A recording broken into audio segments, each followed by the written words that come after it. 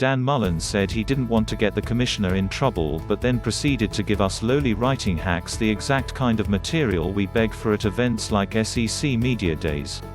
When asked about playing Alabama in Gainesville for the first time in a decade, Mullen made his pitch to ditch crossover opponents to get those games more often. In essence, Mullen wants Bama. We'd love to see that more, Mullen said about Alabama's arrival at Florida. There's 10 teams that will visit, there's non-conference teams that will visit the Swamp a lot more than conference teams. I think you'd love to see maybe a better rotation of those teams. Florida is on its third coach, Will Muschamp, Jim McElwain and now Mullen, since Alabama's last trip to Gainesville.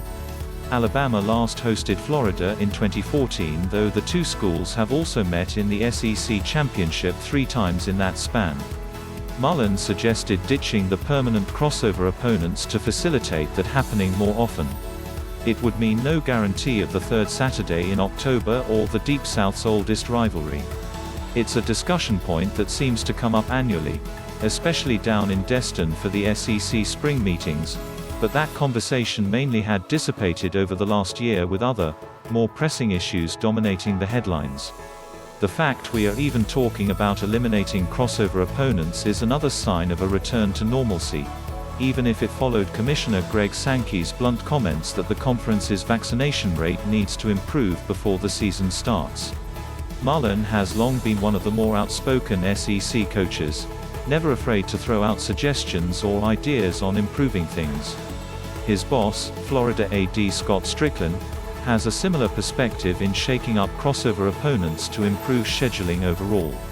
As detailed in a recent athletic story, Stricklin prefers a 3-5 approach where the SEC would eliminate divisions and each school would keep 3 permanent opponents.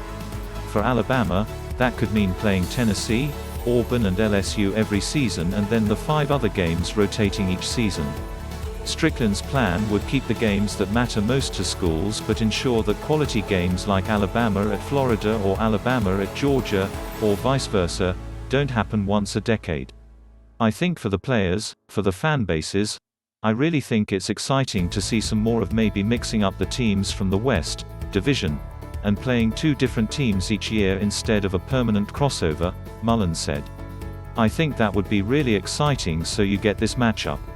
The topic has come up in the past but has never gotten the necessary traction to become a reality within the SEC. Tradition means a lot in the conference and the possibility of losing annual rivalry games or divisions altogether has been a bridge too far for some to cross. There are plenty of reasons why and they begin and end with the fans.